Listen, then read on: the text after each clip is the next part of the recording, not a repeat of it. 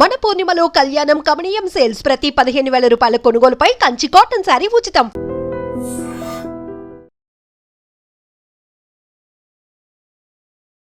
నమస్కారం, welcome to I dream. ధర్మ మార్గం విత్ విజిత కార్యక్రమానికి స్వాగతం.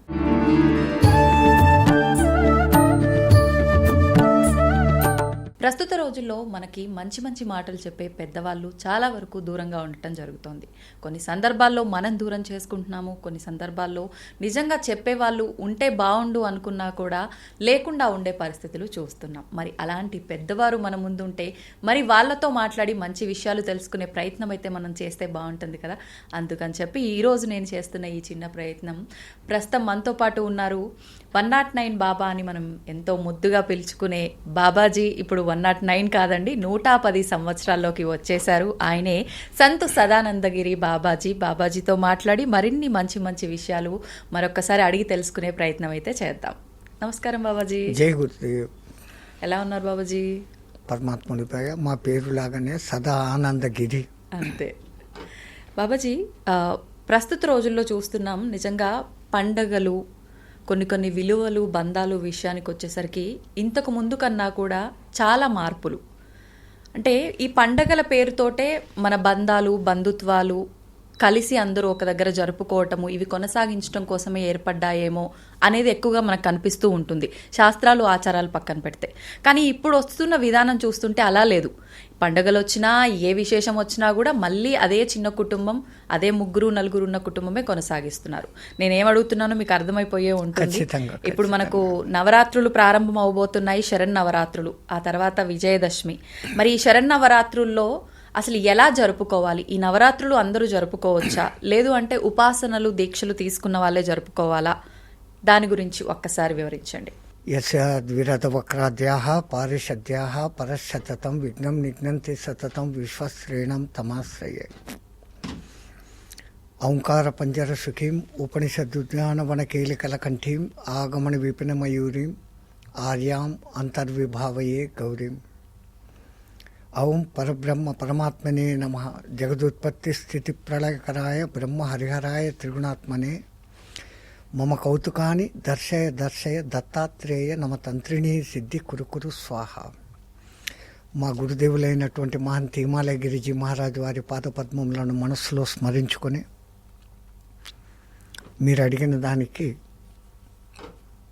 అసలు మీ తెలుగులో మాటలు, భావాలు ఎంత గొప్పగా ఉంటాయంటే, ఎంతో సింపుల్గా పండుగ చేసుకో అంటారు పెద్దలు.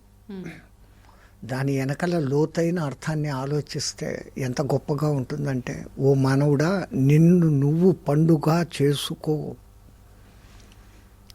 ఒక పండు కావాలా అంటే చెట్టు ముందు పువ్వు వేస్తుంది, మొగ్గ వస్తుంది, మొగ్గ పువ్వు అవుతుంది. ఆ పువ్వు ఎవడైనా వాడుకోవచ్చు, వేస్ట్, లేదా రాలిపోవచ్చు. అది పిందగా మారడానికి ఛాన్సెస్. పిందగా మారింది. ఆ పింద కూడా ఏ రాయి దెబ్బలకో, దేనికో, వర్షానికో, వడగండ్లకో పడిపోవచ్చు. పింద కాయ అవుతుంది. కాయ రుచిగా ఉండదు, వగరుగా ఉంటుంది. ఇంకొంచెం పెద్దదైంది, పుల్లగా ఉంటుంది. ఇంకా ఓపిక పడితే అప్పుడు అది పండు అవుతుంది. అప్పుడు తినేకి మనకు ఆనందంగా ఉంటుంది. అట్లా నీ జీవితాన్ని పండుగ మార్చుకో, మధ్యలోనే రాలిపోమాక నిన్ను పండుగ మార్చుకో, పండుగ చేసుకో, నిన్ను నువ్వు పండుగ చేసుకో అన్న అర్థంలో చెప్పారు. ఏ విధంగా బాబాజీ? ఎట్లా అంటే, మనకి ఆశ్రమ ధర్మాలు అని చెప్పారు. నువ్వు బ్రహ్మచారిగా ఉన్నప్పుడు కేవలం విద్య మీదనే ధ్యాస పెట్టి విద్య నేర్చుకొని, ఆ గురువు అంటే పాతకాలంలో గురుకుల విద్యాశాలలు ఉండేటివి. ఆ గురువు ఈ అబ్బాయి నిష్ణాతుడు అయినాడు అని అనుకుంటే ఆయనే ఇప్పటి స్నాతకోత్సవం పద్ధతిలాగా, అదే నువ్వు పల్ఫిల్ అయిపోయినావురా, వెళ్ళి గృహస్థ జీవనంలోకి ప్రవేశించు అని చెప్పేవాళ్ళు. నా కామిష్య మోక్షగామి కాబట్టి అతను గృహస్థ జీవితంలో ఉండి తన భార్యతో నిర్వర్తించాల్సిన ధర్మాలు, కొన్ని ధర్మాలు నిర్వర్తించాలంటే పక్కన భార్య ఉండాలా, యజ్ఞయాగాదాలు చేయాలంటే అవన్నీ నిర్వర్తించుకొని మంచి సంతానాన్ని కని వాళ్లను తనలాగా ఉత్తమ పౌరులుగా దేశానికి అందించి వాళ్లకు వివాహ బాధ్యతలు అయిపోయిన తర్వాత వానప్రస్థాశ్రమంలోకి 3వ స్టేజ్లోకి వస్తారు. మ్మ్. ఆ వచ్చి ఆ తర్వాత పూర్ణ సన్యాస స్థితిలోకి, వానప్రస్థంలో కూడా లౌకికంతో కనెక్షన్స్ ఉంటాయి. ఈ కాలంలో ఫోన్లు చేసి ఏం బాగున్నావా లేదా, అమెరికాలో అల్లుడు ఇక్కడ ఇండియాలో అని మాట్లాడుకుంటారు. అవును. అది అయిపోయి ఇంకా ఆ బంధాలు కూడా పూర్తిగా వదిలేసి ఆ భగవన్నామ స్మరణలోనూ వాళ్ళు గురు దగ్గర దీక్ష తీసుకుని ఉంటున్నాం గురుమంత్రము, తమకు ఉన్నంతలో కొద్దిగా దాన ధర్మాలు చేసుకుంటూ పుణ్యక్షేత్రాల దర్శనం చేసుకుంటూ ఏ రోజో ఒక రోజు రాలిపోవడం, అది పూర్ణంగా పండుగ కావడం. ఆ. ఈ లోపల ఎంతోమంది మహానుభావులతో మాట్లాడాలు ఉంటాయి, సత్సంగాలు ఉంటాయి. ఈ సత్సంగాలు ఇతరులతో మాట్లాడడం ఎంత గొప్పగా, ఎంత వానికి ఉపయోగపడుతుంది అంటే, పెద్దవాళ్ళు ఎప్పుడూ నీకు మంచి కోసమే 4 మాటలు చెప్తారు. అవును. అది వినుకున్నవాడు ముందుకు పోతాడు. వాడేం చెప్పేది నేనేం వినేది అనుకునేవాడికి లోకంలో మనం ఏం చేయలేము. మీరు అన్నట్లుగా సమిష్టి కుటుంబాలంతా పోయేసి ఇప్పుడు అది మినియేచర్ ఫ్యామిలీస్ అయిపోతుండే. ఆ కారణం చేత ఆ సంతానానికి మన విలువలు బోధించేంత టైం కూడా తల్లిదండ్రులకు లేకుండా పోతాం. పోనీ పాఠశాలలలో ఏమన్నా చెప్తారా అంటే, హిందూ ధర్మాన్ని ఫాలో చేస్తున్నారు అంటారు. గీత కానీ రామాయణం కానీ అక్కడ చెప్తే అది హిందూ సంబంధించింది, చేయకూడదు అనేసి ఒక రూల్ పెట్టేస్తారు. ఈ గీత కానీ రామాయణం కానీ ఇవన్నీ దేనికోసం ఉన్నాయి? ఒక్క హిందూ సమాజం, మా సమస్త మానవ సమాజం కోసం ఉన్నాయి. మానవ ప్రవర్తన ఎట్లుండాలా, విలువలు ఎట్లుండాలా, కనీసం ఇంట్లో తల్లిదండ్రులు చెప్పకున్నా అది తెలుసుకొని అన్నా మానవుడు ఆ విధంగా ఉంటాడు అని మన పూర్వీకులు పెట్టారు. వేద విజ్ఞానం అంతా అదే. కానీ ఇప్పుడు ఆ వేదానికి మనం దూరమైనాము, ఏబిసిడీల ఇంగ్లీష్ చదువులలోకి వచ్చేసాము. రెండవది, ఈ ధన సంపాదన అనేది ఒక్కటి పెద్ద టార్గెట్ అయి కూర్చుంది. దేవుడు మనిషిని సృష్టించాడు, మనిషి ఈ డబ్బును సృష్టించాడు. ఇప్పుడు ఈ డబ్బు ఇటు మనిషిని అటు దేవుణ్ణి కూడా సృష్టిస్తాడు. 4 కలుస్తారు, ఒక 10 లక్షలు పెట్టి ఒక గుడి కట్టేస్తారు. 2 ఏళ్లలో ఉండి డబ్బు మంది వచ్చేసింది, ఇంకా ఆ పైన వచ్చిందంతా ఆదాయము అనుకునేటట్లు ఉన్నారు. దేవుణ్ణి నమ్ముకొని బతకడం తగ్గింది, దేవుణ్ణి అమ్ముకొని బతకడం ఎక్కువైంది. ఇక్కడ కనీసము ఇట్లా విచ్ఛిన్నం అయిపోతుందేమో సమిష్టి కుటుంబాలు, ఒకానొక సందర్భంలో అందరూ కలుసుకుంటే బాగుంటుంది అని ఈ పండుగలను చాటుగా పెట్టి, పండుగకు మీరంతా రండి, కొత్త అల్లుడికి బట్టలు పెట్టాలా అదేమేమో అని మీ దాంట్లో అంటారు. అట్లన్నా చేస్తే వస్తారు మళ్ళీ కూతురు అల్లుడి ఇంటికి. ఎక్కడో ఉన్న కొడుకు, ఎక్కడో ఉన్న కోడలు, ఎక్కడో ఉన్న ఇంకో కొడుకు, ఆ రోజన్నా వచ్చి ఆ ఆనందంతో వాళ్ళ మనవళ్ళు అంతా ఆ రోజన్నా కనీసం 2-3 రోజులు ఇట్లా ఒక్కరోజు పండగలు కొన్ని ఉంటే, ఈ దసరా లాంటివి 10 రోజుల పండగలు. ఇవి బాగా జరగబడుతున్నప్పుడు కలకత్తా లాంటి ప్రాంతాల్లో మొదలైంది కాళీ ఉత్సవాలు. మొదటగా అద్భుతంగా చేసేవాళ్ళు కాశీ, అది కలకత్తా అంటారు. ఆ తర్వాత మైసూరు మహారాజా వారు ఒకసారి అక్కడికి పోయి చూసి, అక్కడదేనా మనం ఎందుకు చేయలేము అనేసి అంతే గొప్పగా మైసూరులో మొదలుపెట్టారు. దసరా ఉత్సవాలు చూడాలంటే ఒకటి కలకత్తా అన్నా పోవాలా, లేదా మైసూరు అన్నా పోవాలా అన్నట్లుగా ప్రసిద్ధమైపోయినాయి. ఇక్కడ కూడా ఏం జరుగుతుంది అంటే, అది కూడా కమర్షియల్, రికార్డ్ డ్యాన్సులు పెట్టేయడాలు, ఆ రోజు ఎగరడాలు, గంతులు వేయడాలే ఉంది. కానీ అసలు దసరా తత్వము ఏమి అనేది జనాలకు తెలియనీయకుండా పోతా ఉంది. దసరా అంటే సరదా అన్నట్టుగా మార్చేశారు ఆ పదాన్ని. దసరా అంటే యాక్చువల్గా దశహర. రాముడు దశకంఠుణ్ణి చంపాడు అని అంటారు. బయటికి రాముడు దశకంఠుణ్ణి చంపాడు. మనలో కూడా 10 దుష్ట గుణాలు ఉన్నాయి, అది ఎప్పుడు ఉంటాయి. అవి పోగొట్టుకునే దానికి దసరా అంటే మనస్సుతో 4 రకాల పాపాలు చేస్తుంటాం. అసలు మీరు ఎప్పుడైనా గంగా స్నానానికి వెళ్తే అక్కడ పండా ఉంటాడు.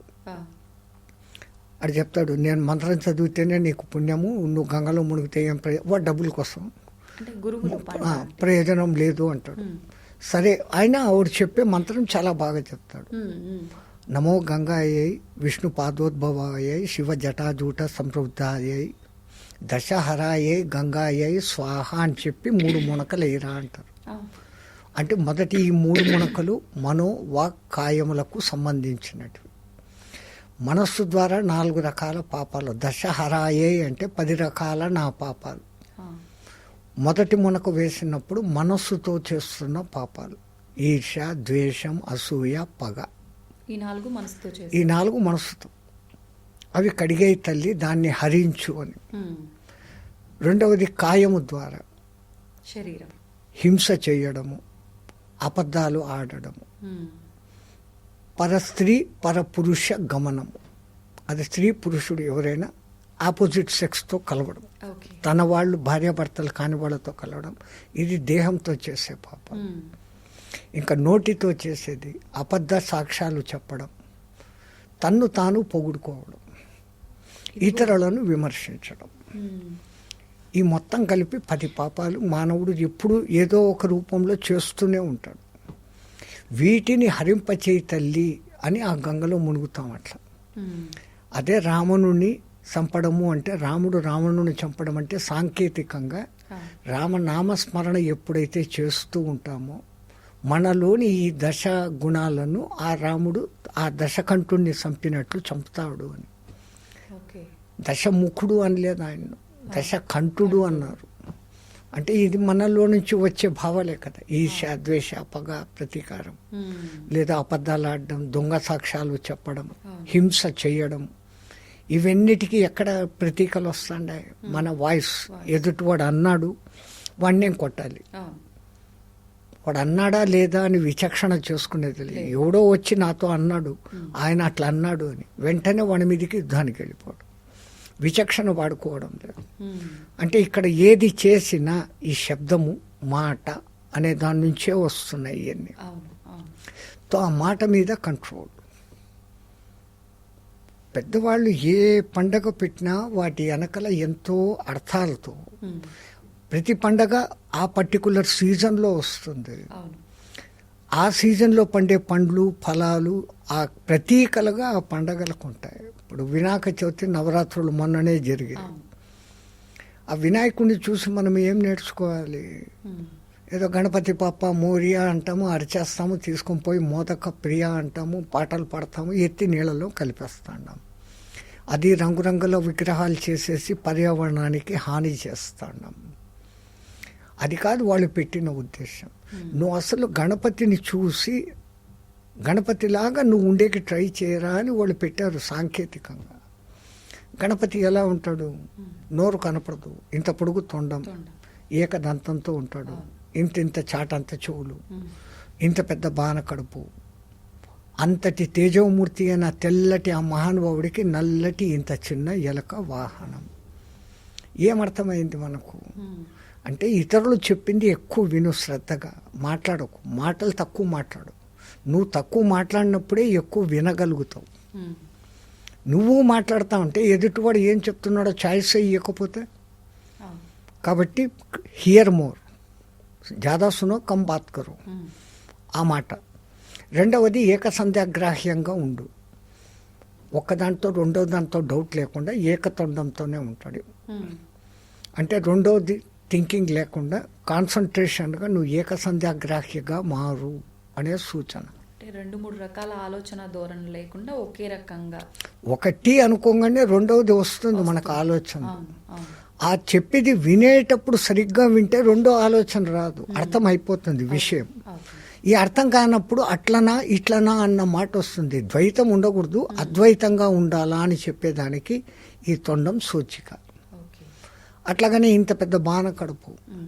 ఒకడొక మాట మనతో అంటాడు ఇంకోని గురించి, వెంటనే ఆడికిపోయి వాడికి చెప్పామంటే వాడికి ఈడికి మధ్య జగడం.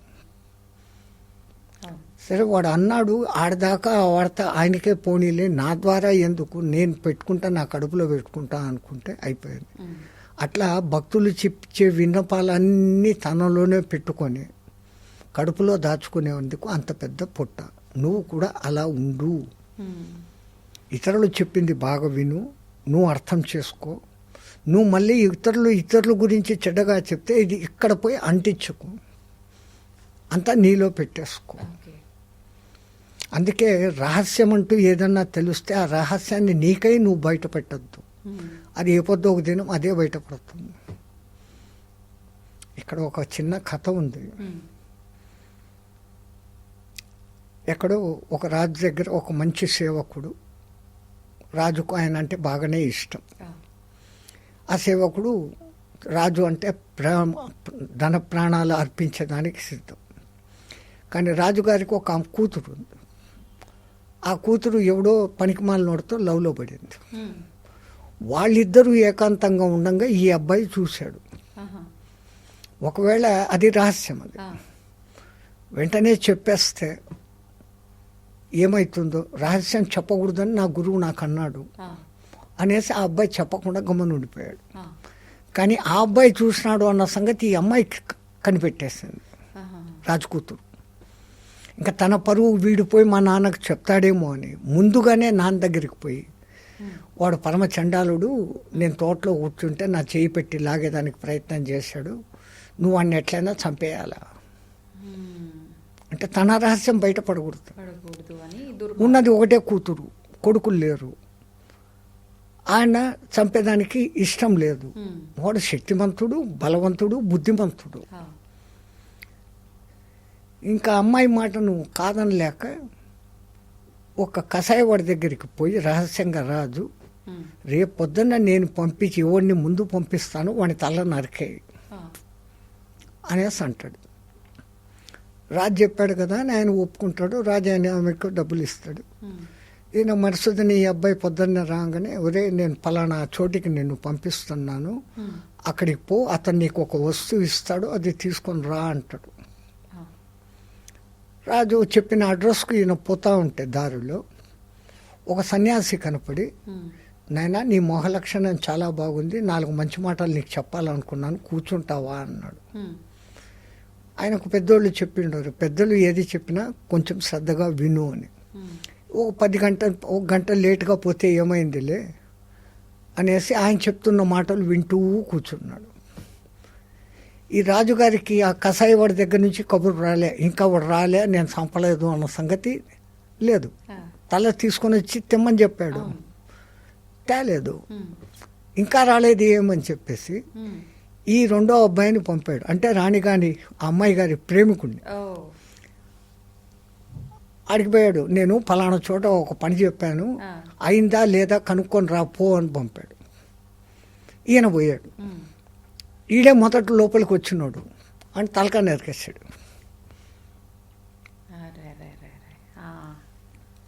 ఆ నరికేసి ఆ తలకాయ మూట కట్టి పక్కన పెట్టుకున్నాడు. మూడో వాడిని పంపిస్తాను, వాడు వస్తే ఆ తలకాయ నాకు పంపి అని రాజు చెప్పిన్నాడు. ఇప్పుడు ఈయన గురువు దగ్గర 4 మంచి మాటలు గంట సేపు విని ఆ తర్వాత ఆ కటాయి వాడి దగ్గరికి పోయాడు. రాజుగారికి ఏదో మూట ఇస్తానన్నా ఉంటా కదా, ఇచ్చేయని. ఆ మూడో వాడు వచ్చాడు, ఇవ్వాలి కదా, ఆ తలకాయ తీసి ఈడి చేతికి ఇచ్చాడు మూట. రాజుగారి దగ్గరికి ఈయన వచ్చాడు. రాజు వీడిని చూసి ఆశ్చర్యపోయాడు, వీడి చేతిలో మూట ఉంది ఏమి, వీడి కదా, వీడి తలకాయ ఉండాలి, ఉండాల్సింది వీడే వచ్చాడేమి, ఏం చేయాలా? అంత లోపల అమ్మాయి కూడా వచ్చింది. నాన్న నువ్వు ఏం చేసినావు? గట్టిగా అనకు, నేను బయటపడిపోతాను, అసలు ఈ మూటలో ఏముందో చూస్తామని ఓపెన్ చేసినాడు. ఈ ప్రియురాలి తల, ప్రియుడి తల. ఇంకా నా జీవితం ఎందుకు నాన్న, నేను పాపం చేసినాను, వీని కోసం అని చెప్పి అబద్ధమాడి వీణి సంపమంటే నేను చేసిన పాపానికి నాకే పరిష్కారం అయింది, నేను చచ్చిపోతూ ఉన్నానని ఆమె ఆత్మహత్య చేసుకున్నాను. రాజ్యంకి ఇప్పుడు రాణి వారసులు లేరు. రాజు ఇంకా తప్పనిసరి బలిగా ఇంత మంచోడు నువ్వే రాజుకా అని చెప్పి వాడినే రాజుని చేస్తున్నాడు. రహస్యంగా పెట్టుకున్న దానికి ఈ ఫలితం జరిగింది. ఇది నేను చెప్పిన కథ కాదు. ఒక మహాతల్లి ఒక టీవీ ఇంటర్వ్యూలోనూ ఎక్కడనో ఈ అద్భుతమైన పెద్ద కథ ఒకటి చెప్పింది. ఆ కథలో ఒక చిన్న భాగం, రహస్యాన్ని రహస్యంగా పెట్టుకో. అట్లా రహస్యం అనేది తెలిసిపోయినాక మన మూలంగా తెలిస్తే అది ఎంతవరకు ప్రమాదం, దాని మూలంగా ఎవరైనా ఇబ్బంది పడతారా, సత్యం బ్రూయాత్ ప్రియం బ్రూయాత్ న బ్రూయాత్ సత్యం అప్రియం అంటారు. సత్యమునే పలుకు, అసత్యం పలకకు. ఇతరులకు కష్టం కలిగించేంటి సత్యాన్ని పలకకుండా గమ్మని ఉండు అంటారు. అంటే ఇతరులను ఇబ్బంది పెట్టేది అది సత్యమైనా చెప్పకు, అది అధర్మం అవదా బాబాజీ? అవదు. దానికి కూడా తప్పించుకునే మార్గం ఉంది. ఎలా? ఇప్పుడు హరిశ్చంద్రుని తండ్రి సత్యవ్రతుడు అని ఆయన పేరుకు తగినట్లు నిజంగా సత్యవ్రతుడు. రాజ్యం చేశాడు. రాజ్యం అయిపోయి హరిశ్చంద్రుడు పెరిగి పెద్ద అయినాక ఆయనకు పట్టాభిషేకం చేసేసి ఆ కాలంలో ప్రతి రాజు అడవులకు వెళ్ళిపోయేవాళ్ళు. ఆయన వెళ్ళి ఆయన పాటలో ఆయన తపస్సు చేసుకుంటా ఉన్నాడు. అక్కడ చుట్టుపక్కల అందరికీ తెలిసిపోయింది సత్యవ్రతుడు ఆయన. అబద్ధాలు ఎప్పుడు చెప్పడం ఆయన నోట్లో రాదు. ఆయన తపస్సు చేసుకుంటా అంటే ఒకసారి ఒక కడుపుతో ఉన్న పంది పరిగెత్తుకుంటూ వచ్చి ఆయన ఎదురుగానే పొదల్లో దాక్కున్నది. ఈయన దాన్ని చూశాడు. ఇంకా లేచిపోయి సంధ్యావందనం చేసుకుంటాము అనుకునేట్టు పరుగున ఒక వేటగాడు వచ్చాడు బాణాలు పట్టుకొని. ఈయన చూశాడు, ఈయన నిజం చెప్పే మనిషి. అందరికీ తెలుసు అక్కడ సత్యవ్రతుడు అంటే పేరే సత్యవ్రతుడు, సత్యాన్నే వ్రతంగా పెట్టుకున్నాడు. అయ్యా 3 రోజుల నుంచి నా భార్య బిడ్డలు నేను ఆకలితో సస్తాండం. దొరక్క ఈరోజు ఒక పని దొరికింది. బాణం వేసేంత లోపల తప్పించుకుపోయింది. ఇటువైపే వచ్చింది. మీరు చూశారా అన్నాడు. కళ్ళకి ఎదురుగా పొదల్లో కనపడుతుంది పంది. ఈయన మరి సత్యవ్రతుడు. అదుగునైనా నేను చూశాను, పంది అక్కడ ఉంది అని చెప్పాల.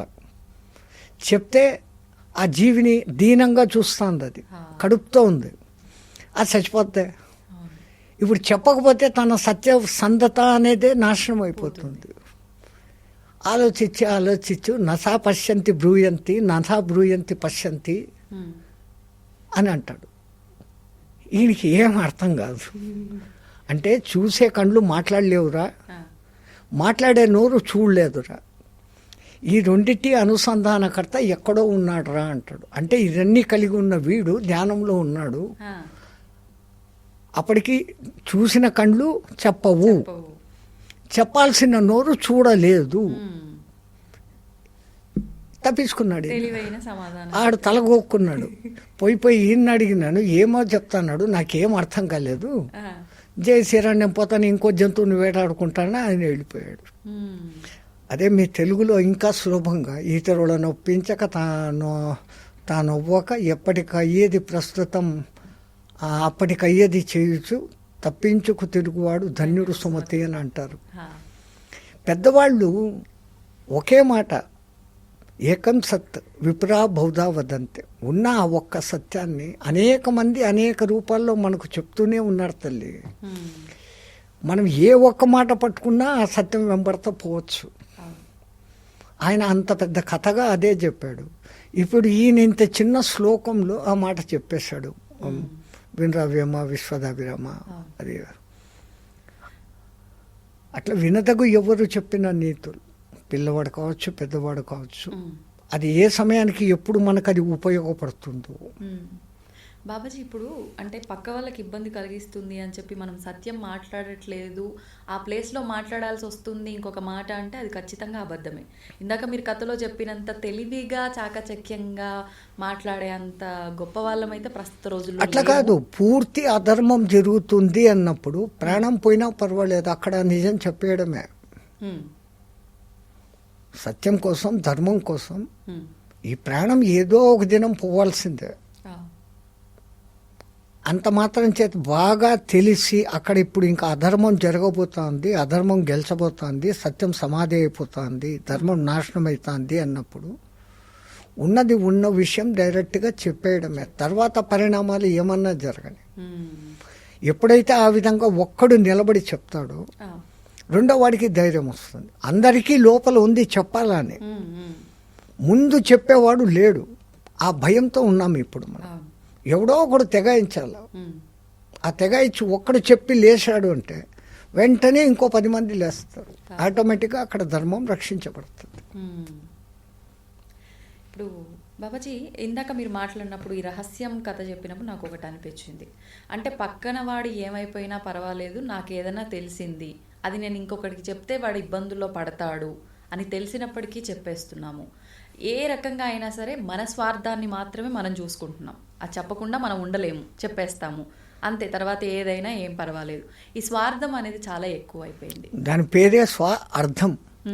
అర్థం అనే మాటకు ఎన్ని అర్థాలు ఉన్నాయి తల్లి మీ తెలుగులో. అర్థమైందా లేదా అంటాం, అవును. అర్థమే అయింది అంటాం, సగమే. అర్థము అంటే డబ్బు, స్వ అర్థం. ఎంతసేపు డబ్బు డబ్బు డబ్బు, అది ఆఖరికి గబ్బు గబ్బు గబ్బు, ఇంకా పోయి పోయి జబ్బు జబ్బు జబ్బు. అంతే. తో మనిషికి పరమాత్ముడు ఇంత విచక్షణ ఇచ్చాడు. ఈ ఏ పొద్దో ఒక దినం ఏదో ఒక కారణంతో ఎంత నువ్వు భద్రంగా పెట్టుకున్నా ఈ చిలక ఏ రోజో ఒక దినం ఎగిరిపోయేదే. దాన్ని బంగారు పంజరంలో పెట్టినా ఈ చిలక దాని స్వాతంత్రం అది పొంది ఎగిరిపోయేది. ఆ పోయేటప్పుడు ఒక మంచి కాస్తో పోతే పోయింది కదా. ధర్మం కోసం నిలబడి సత్యం కోసం నిలబడి పోతే పోయింది కదా. నన్ను మళ్ళీ తర్వాత అనుకుంటారు అనుకోరు సెకండరీ. నా వరకు నాకు ఒక సాటిస్ఫాక్షన్ ఉంటుంది. వాడు నేను నిజం చెప్తే నన్ను వాడు చంపుతాడు అని తెలుసు. సరే చచ్చేది ఏదో ఒక దినం సాగాల. ఇప్పుడు ఇట్లా చచ్చిపోతే సరిపోయింది. మారీచుడు అదే అంటాడు కదమ్మా రామాయణంలో. రావణాసుడు వచ్చి నా కోసం ఈ సాయం చేయి అంటే నువ్వు ఎవని గురించి అడుగుతాడావు? రా అనే అక్షరంతో మొదలయ్యే రత్నము రథము అనే మాట పేర్లు వింటేనే నాకు భయం అయిపోతుంది. ఒక్క బాణంతో నన్ను ఇన్ని 1000 కిలోమీటర్లకు తోసి కొట్టేశాడు చంపకుండా. అంత శక్తిమంతుడు వాడితో ఎందుకు పెట్టుకుంటావు నువ్వు అంటే, మరి నువ్వు వాడిని శక్తిమంతుడు అంటాడావు, నా మాట వినకపోతే నేను ఇక్కడనే చంపేస్తాను అంటాడు. ఆయన అంటే నీ చేతిలో సచ్చే బదులు ఆ రామబాణంతో సస్తే మోక్షమణం వస్తుంది, నేను పోతానని చెప్పేసి వస్తాడు. తెలుసు తనకి ఇంకా ఎట్లా చచ్చిపోతానని చెప్పేసి తెలిసి ఇప్పుడు తను మోక్షం పొందాడే కానీ ఇంకోటి కాలే. అది ఉండేది. ధర్మ సూక్ష్మాలు చాలా విచిత్రంగా ఉంటాయమ్మా. పైకి అయితే అర్థం కాదు, ఇది క్లాసా అనుకుంటాం, కానీ దాన్ని వివరించి లోపలికి తడిచి చూస్తే ఎంతో అద్భుతమైన సత్యాలు ఉంటాయి. ఇట్లాంటివన్నీ ఉన్నాయి కాబట్టి ఆ రామాయణాన్ని నలుగురికి చెప్పండ్రో బాబో అంటాం. కనీసం రామాయణం చదివితే ఇట్లాంటివన్నీ తెలుస్తాయి. ప్రాణం వానికి తెలుసు మారీచుడికి, ఎట్లా నా ప్రాణం ఇప్పుడు పోతుంది, ఈ పోయేది ఈ దుర్మార్గుడి చేతిలో పోయే బదులు ఆడికిపోతాను. అవును. ఇప్పుడు మీరు అన్నారు అంటే జబ్బు ప్రాణము ఇవన్నీ కూడా, అంటే ఈ ప్రాణాన్ని నిలబెట్టుకోవడం కోసం ఉన్నన్నాళ్ళు ఆరోగ్యంగా ఉండడం కోసం రకరకాల విధానాలు ఇప్పుడు పెద్దవాళ్ళు చెప్తూ వస్తున్నారు. అందులో ముఖ్యంగా తీసుకుంటే శ్వాస. మన శ్వాసని మన కంట్రోల్లో ఉంచుకోగలిగితే, ధ్యాస దానిపై పెట్టగలిగితే మన ఆరోగ్యం చక్కగా ఉంటుంది అని చెప్పి ఎంతో మంది చెప్తున్నారు. ఈ మధ్యకాలంలో మనం పుస్తకాల్లో కూడా చూస్తూ ఉన్నాం. ఒక్కటి కాదమ్మా, ఈ శ్వాస అన్న ఒక సబ్జెక్టు పేరుకు 2 అక్షరాలే కానీ ఎంత శక్తివంతమైందంటే మానవుడు పుట్టినప్పటి నుంచి చనిపోయేంత వరకు ఈ శ్వాస మీదనే బతుకుతున్నాడు. కానీ కేవలం ఇది బతికేందుకు కోసం కాకుండా ఈ జన్మ అయిపోయినాక ఇంకో జన్మ ఉంది అని నమ్మేది మన సనాతన ధర్మం. జన్మలు లేని స్థితి రావాలని కోరుకోవడం కూడా సనాతన ధర్మంలోనే ఉంది. అనేక జన్మలు ఉన్నాయి. ఈ జన్మల పరంపర ఈ జన్మతోనే నేను కడసారి జన్మ చేసుకోవాలా అనుకునేది అందరి సనాతన ధర్మం. ఇంతో అంతో టచ్ ఉన్న ప్రతి ఒక్కడికి ఈ కోరిక ఉంటుంది. దాన్ని చేయాలా అంటే ఏదన్నా ఒక యజ్ఞము, పూజ, ఒక మంచి కార్యము ఏం చేయాలన్నా కానీ ఈ శరీరం అనేది భద్రంగా ఉండాలి. శరీర మాధ్యం ఖలు ధర్మ సాధనం అంటారు. ఈ శరీరం నాది బాగుంటే నేను ఏ పూజలైనా చేస్తాను, ఏ సాధనాలైనా, ఏ యోగాసనాలైనా వేయగలుగుతాను. ఈ శరీరం నాకు సహకరించకపోతే నేనేం చేస్తాను? ముందు ఈ శరీరం సహకరించాలంటే దానికి అందాల్సినంత ప్రాణశక్తిని అందింపచేయడం. శ్వాస తీసుకొని వదలడం అంటే కేవలం ఊపిరితిత్తుల దాకా పోతుంది. ఈ సైంటిస్టులు అంటారు చెడు రక్తం అక్కడికి వస్తుంది, తను కార్బన్ డైఆక్సైడ్ని అక్కడ ఎక్స్చేంజ్ చేసుకొని ఆక్సిజన్ తీసుకొని ఇది శరీరంలో ఉండే మిగతా కండరాలకు నరాలకు అన్నిటినీ అక్కడ మళ్ళీ ఆక్సిజన్ కార్బన్ డైఆక్సైడ్ తాను తీసుకుంటూ ఆక్సిజన్ సప్లై చేస్తూ ఉంది అనే సైంటిస్టుల రూపకంగా చెప్పుకొని వస్తాను. ఊపిరితిత్తుల వరకే వస్తుంది అని అంటారు. కానీ ఈ ఊపిరితిత్తుల్లో నుంచి శుభ్రపడిన గాలి నఖశిఖ పర్యంతరం తిరుగుతుంది రక్తం రూపంలో. మళ్ళా ఆ రక్తంలో కూడా ఏముంది? గాలి ఉంది.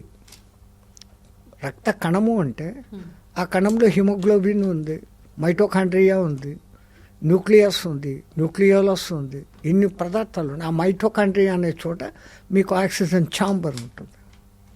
అంటే ఈ శరీరంలోకి మొత్తం అంతా పోతుంది. ఒక్కసారి తీసుకున్న ఈ గాలి దశ ప్రాణాలుగా మారుతుంది. ప్రాణ అపాన వ్యాన ఉదాన సమానాలు అనే ప్రధాన వాయువులు 5, నాగ కూర్మ కృకుర దేవదత్త ధనుంజయాలు అనే ఉపవాయువులు 5. ఈ ఉపవాయువులు మన కనురెప్పల ఆర్పేకి, ఎక్కుళ్లకు, తేన్పులకు వీటికి అది ప్రచోదయం అవుతుంది. ఆడవాళ్లలో బిడ్డను బయటికి తోసేందుకు, పురుషులలో ఎజాక్యులేషన్ జరిగేందుకు ధనుంజయ వాయువు కంఠంలో ఒకటి మట్టుకు అది మిగిలిపోయి ఉంటుంది. మిగతా 4 వాయువులు పనిచేస్తూ ఉంటాయి. డెప్యుటేషన్. ప్రాణం అనేది ముఖంలో ఉంది. ఎందుకుంది? ఇక్కడ కళ్ళతో చూడడం, చెవులతో వినడం అనే అతి ప్రధానమైనటువంటి జ్ఞానేంద్రియాలకు సంబంధించిన అన్నీ ఇక్కడే ఉన్నాయి. కళ్ళు చూస్తున్నాం, చెవులతో వింటున్నాం, నాలుక రుచులు తెలుసుకుంటున్నాం, శ్వాసిస్తున్నాం. అక్కడ ఆ శ్వాసలో వాసనలను గమనిస్తున్నాం. శబ్దాల్లో మంచివా చెడ్డవా, దృశ్యాలలో మంచివా చెడ్డవా. ఇంత తెలిసే మన పూర్వీకులు ఎప్పుడూ ఒక శాంతి శ్లోకంలో భద్రం శృణుయా మహాదేవ భద్రం పశ్యేమాక్షర బిజయజత్ర, నా చెవులు ఎప్పుడూ మంచినే వినుగాక, మా కండ్లు ఎప్పుడూ మంచినే, మా నా అనే స్వార్థత లేదు. సనాతన ధర్మంలో నా అనే మాట లేదు. మా కండ్లు ఎప్పుడూ మంచినే చూడుగాక, మా చెవులు ఎప్పుడూ మంచినే వినుగాక, నా శరీరము ఆరోగ్యవంతంగా ఉండి దేవతలకు హితమైన పనులను నేను చేసేదను గాక. స్వస్తిన ఇంద్రో వృధశ్రవ స్వస్తిన పూషా విశ్వవేద స్వస్తిన స్థాజో అరిష్టనేమి. ఓం శాంతి శాంతి శాంతి. ఆది భౌతిక, ఆది దైవిక, ఆధ్యాత్మిక మూడింటికి శాంతి కలుగుగాక అన్నటువంటి అర్థంలో ఆ శాంతి మంత్రాలు పెట్టినారు మన వాళ్ళు.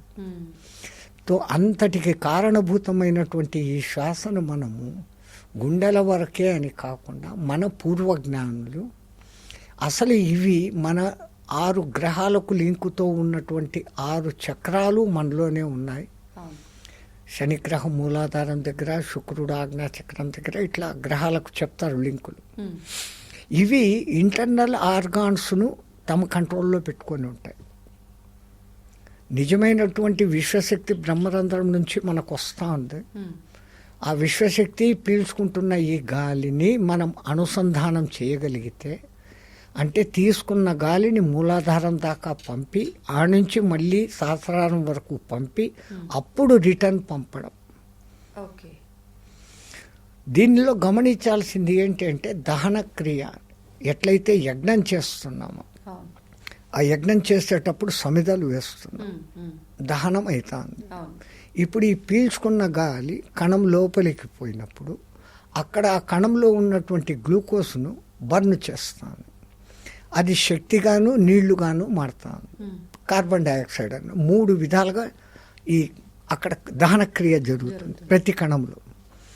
ఆ జరగబట్టే మన బాడీ టెంపరేచరు 98.4లో స్థిరంగా ఉంటుంది.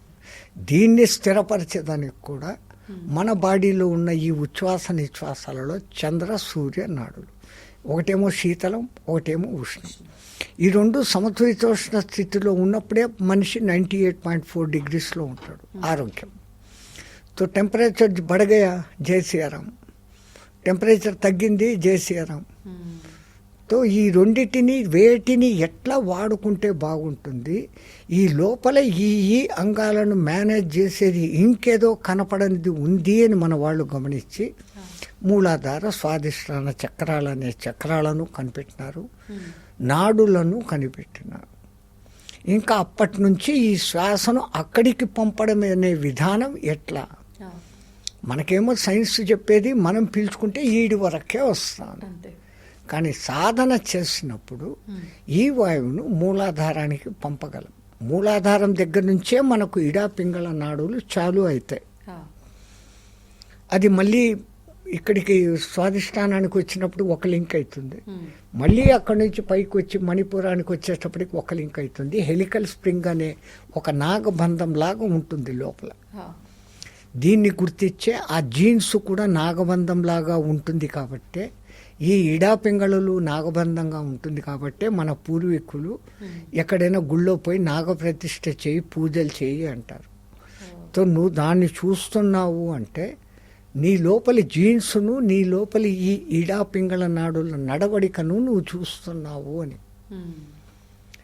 ఆ నాలెడ్జ్ వాళ్ళు అది ఎట్టెట్లా కనిపెట్టినారో అమ్మా. ఇప్పుడు మిషన్లు ఉండి వీళ్ళు కనిపెట్టలేకపోతున్నారు, కానీ వీళ్ళకి తెలియదు లేదు అంటున్నారు. ఒకప్పుడు దేవతల చిత్రాల వెనకల ఒక పెయింటర్స్, చిత్రకారులు రంగులు వేస్తే వాళ్ళ ఎదురుగా వెనకల తేజో విలయం ఉంది అని మనం ప్రార్థనలు, పూజలు, మంత్రాలు, మనిషి వెనకాల లైట్ ఏముంటుంది, లైట్ పెడితే ఉంటుంది అనేసి మనల్ని ఎగతాళి చేశారు. వాడు క్లియర్టీనో ఎవడో రష్యన్ శాస్త్రవేత్త ఆ క్రెమ్లిన్ అని ఒక కెమెరాతో ఫోటో తీసి ఆరాను ఫోటో తీశాడు, బ్లాక్ అండ్ వైట్తో. ఆ జర్మన్ శాస్త్రవేత్తలు దాన్ని బాగా డెవలప్మెంట్ చేసి కలర్ ఫోటోగ్రఫీ తీసినారు. ఇప్పుడు అది ఆరా ఫోటోగ్రఫీ అనేది ఒక పెద్ద సబ్జెక్టు. 6 నెలల తర్వాత మానవుడిలో ఏ జబ్బు రాబోతా ఉందో మీ ఆరా ఫోటోను చూసి చెప్పగలరు. ఆరా సైన్స్ ప్రతి మానవుడికి ఈ ఆరా 5 దశలలో ఉంటుంది అనే దానికే అన్నమయ కోశ, ప్రాణమయ కోశ, మనోమయ కోశ, విజ్ఞానమయ కోశ, ఆనందమయ కోశము అన్నారు. తో మీ చుట్టూ 1.5 అంగుళం దూరం వరకు ప్రాణమయ కోశము, అన్నమయ కోశము, ఇట్లా కోశాలుగా చాలా లిమిటెడ్గా ఉంటుంది సాధారణ మానవులకు. సాధనలు చేసి శుద్ధి, బాహ్య శారీరక శుద్ధి, అంతర్చక్రాల నాడుల శుద్ధి చేసిన మహానుభావులకు ఆ తేజస్సు ఎక్కువగా ఉంటుంది.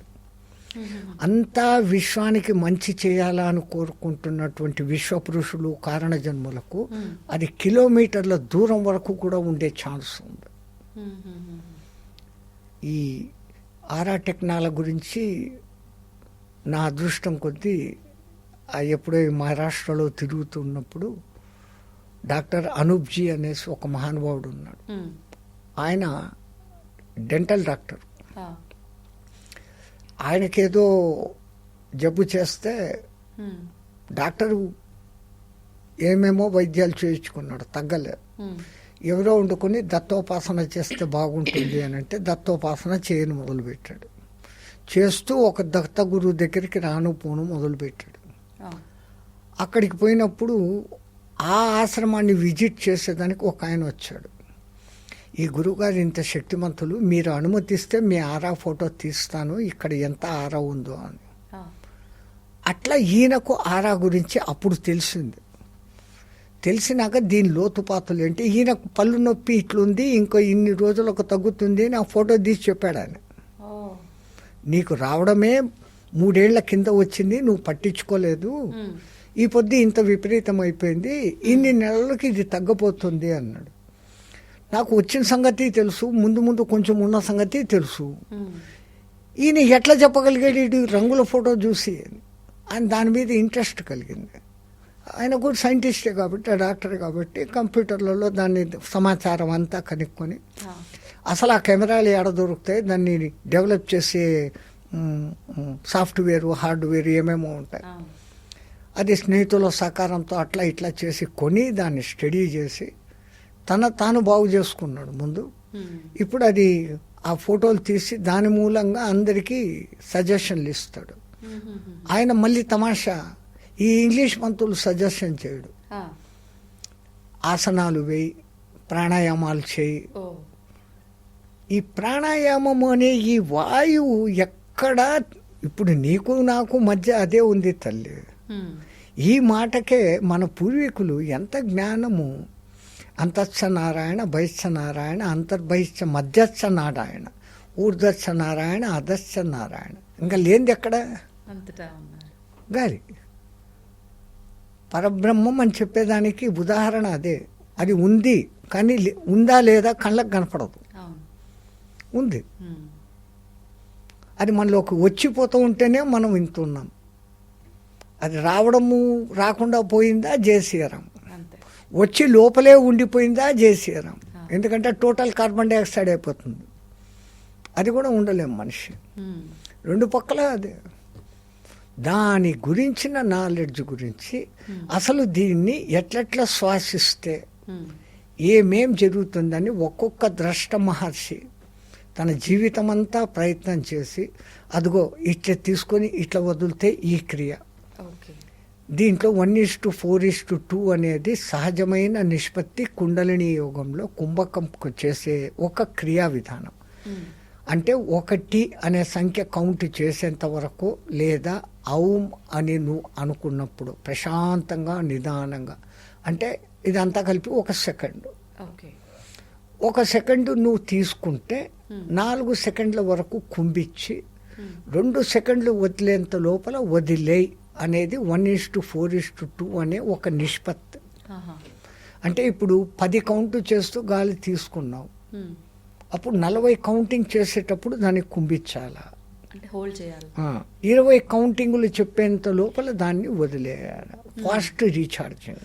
ఓకే. ఓకే. ఈ తావు విధానం అని ఒకటి ఉంది. ఆ. వాళ్ళ సిస్టమ్ ఎట్లా అంటే 4:4:4:4 అని 4 4లు అంటారు. ఆ. అంటే 4 చెప్తూ 1 2 3 4 అంటూ గాలి పీల్చుకోవాలి. పీల్చుకోవడం. ఇది చెప్పడం సులభంగా ఉంది కానీ అట్లా ఎవరు ఆ నెంబరింగ్ చెప్తూ చేయరు. చేస్తే మ్మ్. 4 అని చెప్పాం, ఆ 4 అని అనుకుంటూ బంధించడం, మ్మ్. 4 అంటూ వదలడం, వదిలేసినాక మళ్ళీ 4 చెప్పేంత వరకు తీసుకోకుండా పోవడం. మ్మ్. అంటే మా కుంభక సాధనలో కూడా కుంభకం పూరకము, రేచకము, కుంభకము, మ్మ్. బాహ్య కుంభకము అని, అంతర్కుంభకము అని అంటే, అంతర్కుంభకం అంటే లోపల బంధించాం, ఆ. బాహ్య కుంభకం అంటే ఒక్కసారి గాలి వదిలేసినాక గాలి తీసుకోకుండా ఉండడం. ఓ.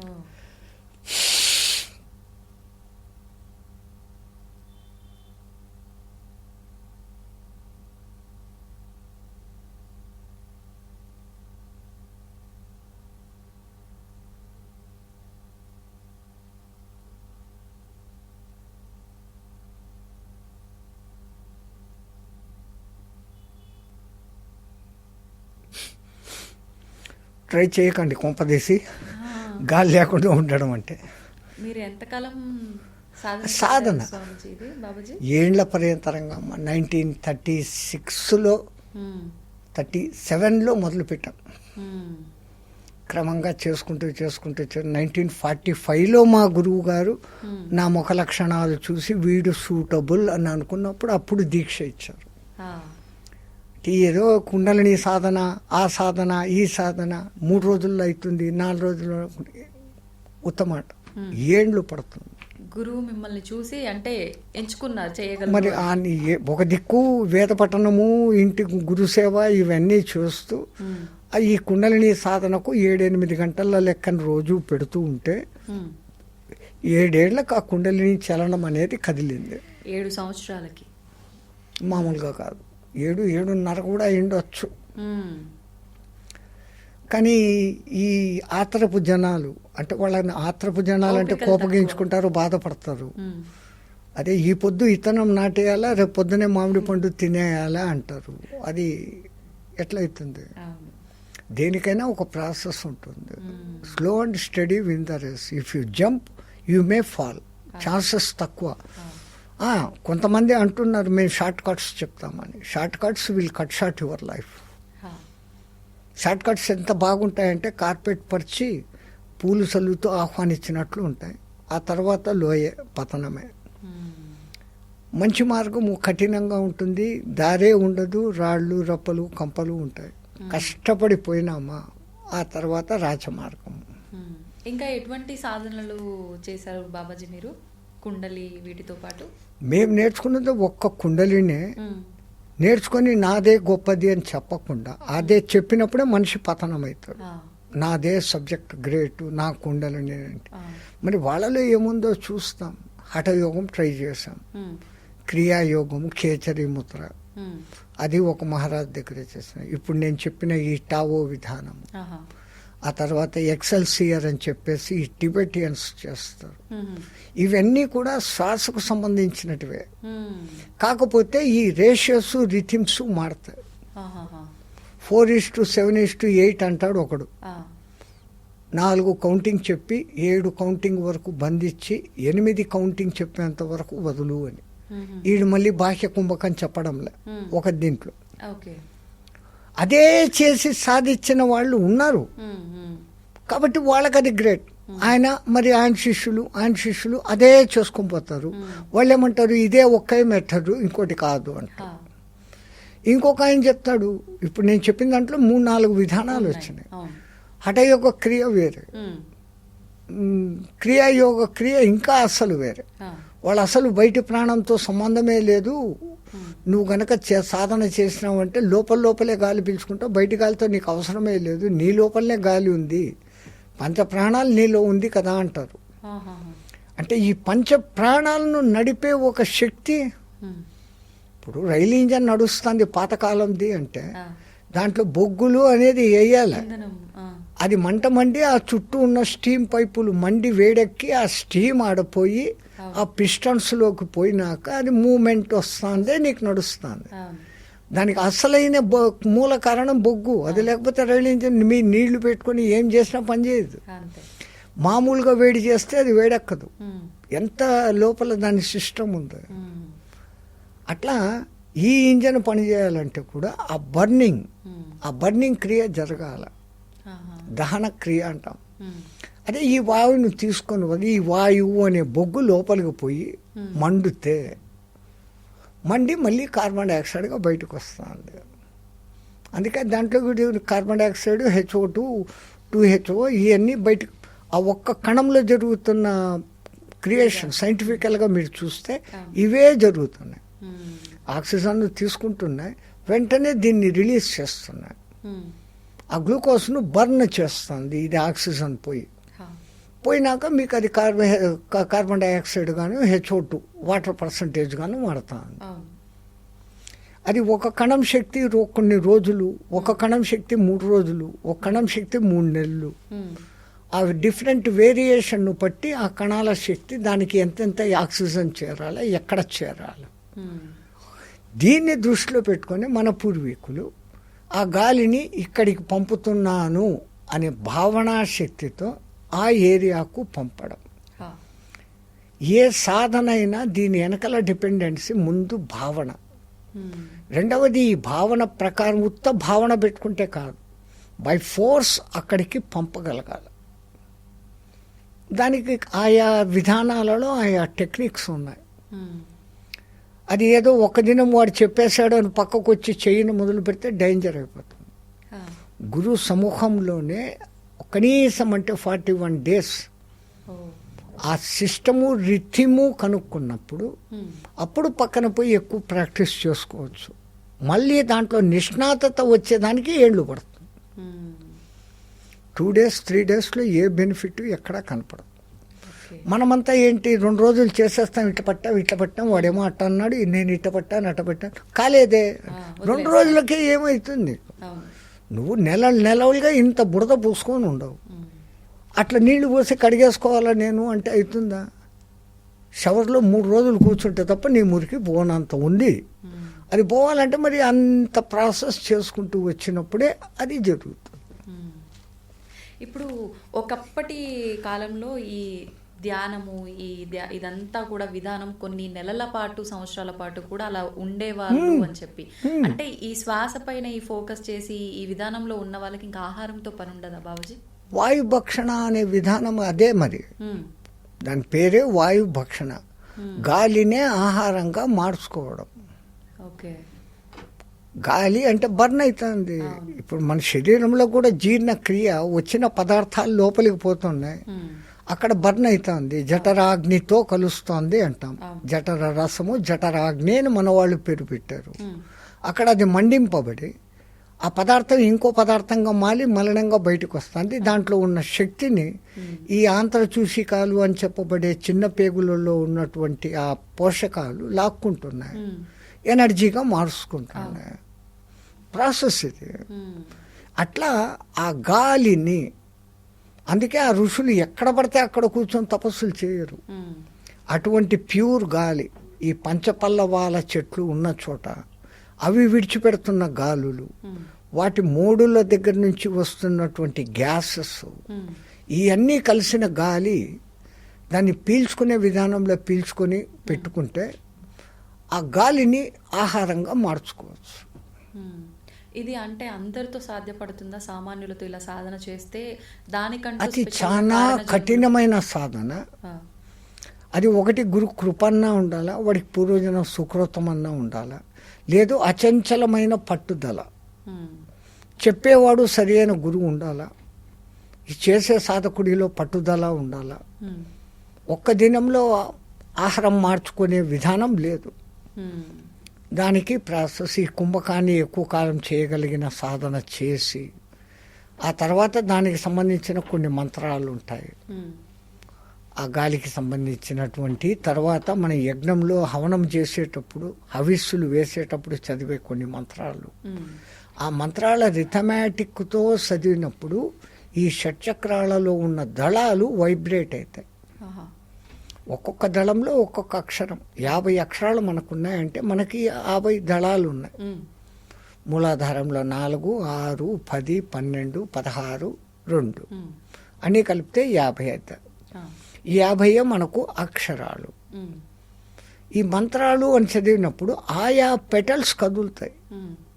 ఇప్పుడు పియానో కానీ హార్మోనీ కానీ ఒక రిథమాటిక్లో పడిగినప్పుడు మీకు సుస్వరమైన సంగీతం వినపడుతుంది. అందుకే ఆ మంత్రాలు ఆ ఇదిలో ఉంటాయి. అప్పుడు ఆ విధంగా చదివినప్పుడు ఆ వైబ్రేషన్స్ అనేది వస్తాయి. ఆ వైబ్రేషన్స్ కళ్ళకు కనపడవు, అవి స్ప్రెడ్ అయ్యి ముందుకు పోతాయి. అవి ఎక్కడికి టచ్ కావాలనో అక్కడ టచ్ అవుతాయి. వీళ్ళు నా జీర్ణాశయంలో ఇప్పుడు నేను పీల్చుకున్న గాలి నాకు అవసరమైనంత ఆహారంగా అగుగాక అనే ఒక సంకల్పం, అదే థాట్. ఏది కూడా భావన ముందు ముఖ్యం. అందుకే అమ్మవారి పేరు భావనాగమ్య. బయట ఎక్కడా వెతికితే లేదురానైనా నీ లోపలనే ఉంది. బాహ్యముఖ సుదుర్లభ అంతర్ముఖ సమారాధ్య అనేది ఇందుకు, ఈ వెనకల కారణాలు ఇవి. నీ లోపలికి నువ్వు వెతుక్కుంటే అనంతమైన ప్రపంచం ఉంది, అనంతమైన గెలాక్సీలు అన్నీ ఇక్కడనే ఉన్నాయి. నువ్వు చూడగలిగిన దృష్టితో చూస్తే లోపలికి పోయే కొద్ది ఏ విధానంలో ఏ సాధన ఎట్లా చేస్తే అది అట్లా నీకు ఫలితం ఇస్తుంది. ఉండాల్సిందే నీకు అక్కడ టోటల్ ట్రస్ట్.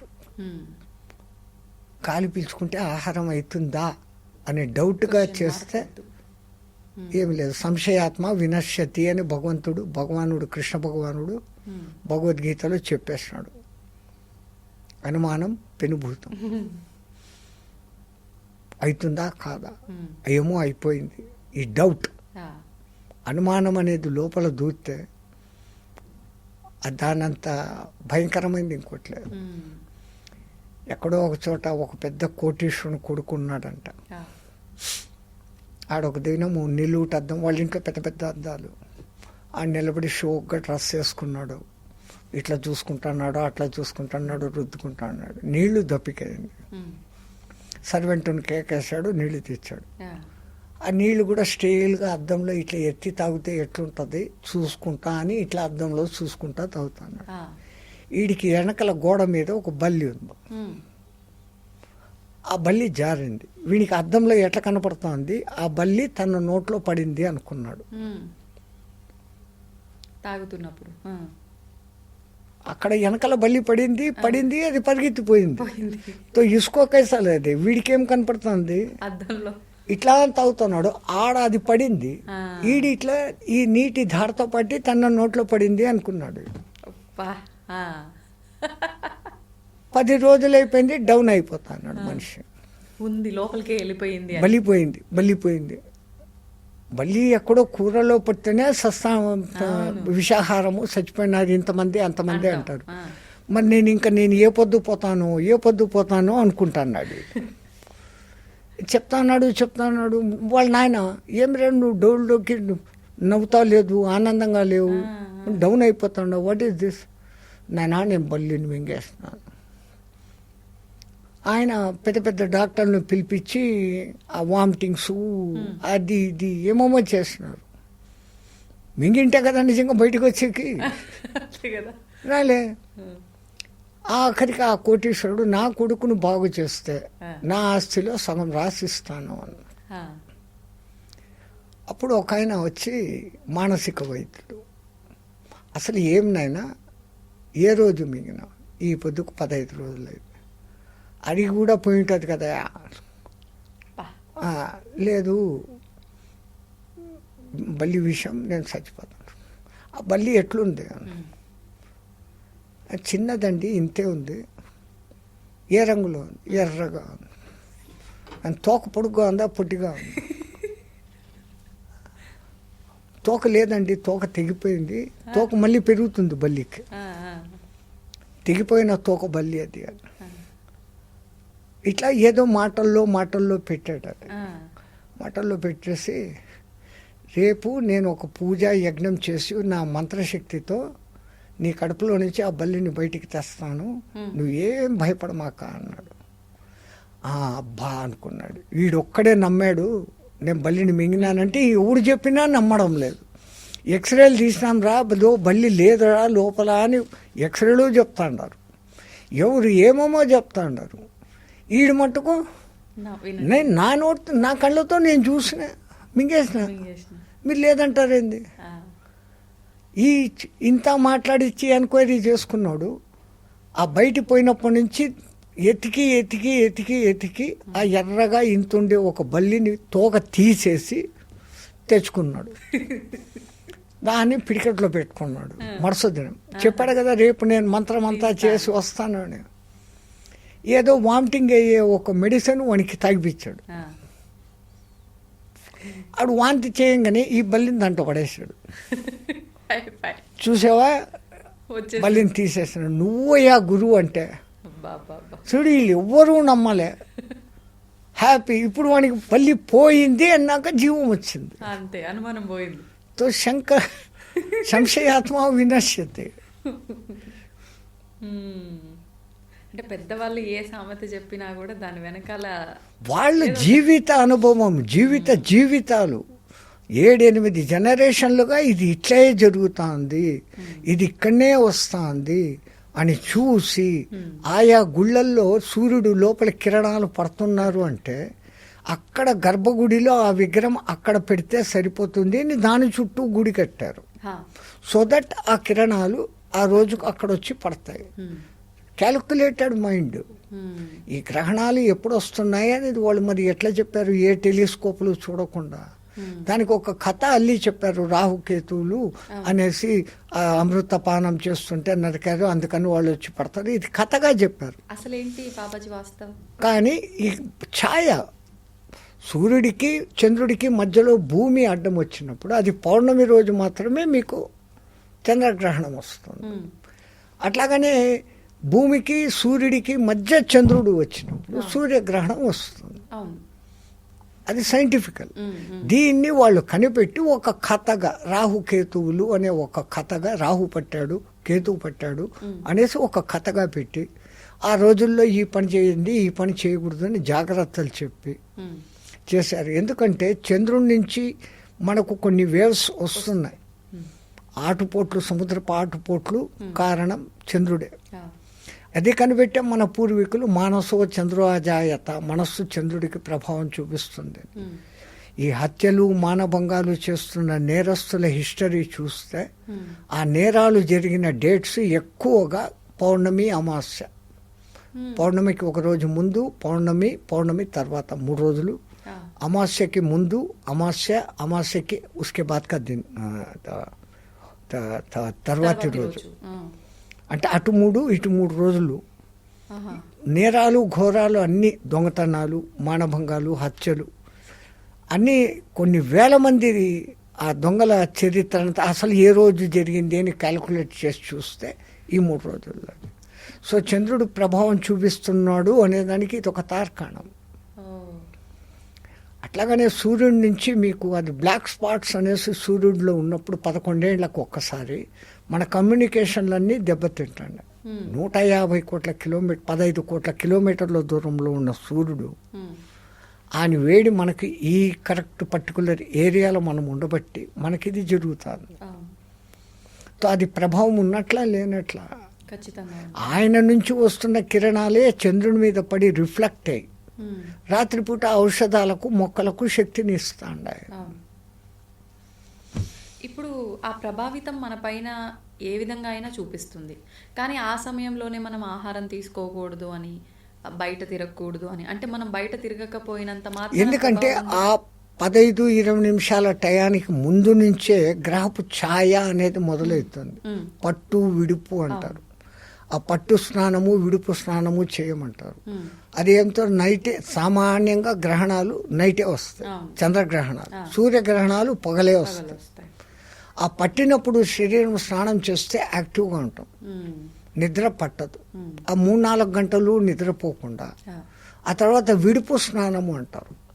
అది చేసినాక మళ్ళీ నిద్ర పట్టదు, తెల్లారిపోతుంది. ఒక్క రాత్రన్నా నువ్వు జాగరణ చేసావు. అప్పుడు పెద్దవాళ్ళు ఏం చెప్తారు, ఆ శ్లోకం చదువు, ఈ మంత్రం చదువు అని ఏదో ఒకటి చెప్తారు. అది చేసుకుంటూ ఉంటాం. ప్యూరిఫికేషన్ అనేది జరుగుతుంది. మన భావనలు మేలుకొని ఉన్నా కానీ, మేలుకొని ఉంటే మనిషి బుద్ధి ఏంటి, ఏదో ఒకటి ఆలోచన చేస్తుంటాడు. Whether it is negative or positive, something అవసరము అనవసరము ఏదో ఒకటి చేస్తుంటాడు. వానికి ఈ పని ఈ భయం పెట్టి నువ్వు అప్పుడు ఈ మంత్రమే చదువు అంటే his concentration is only on that mantra. వాడు he will not get other thoughts. అట్లన్నా వాడిని ఒక్క దినం ఈ వీల్ నుంచి రాత్రి మేలుకోబెట్టి పెడతాం.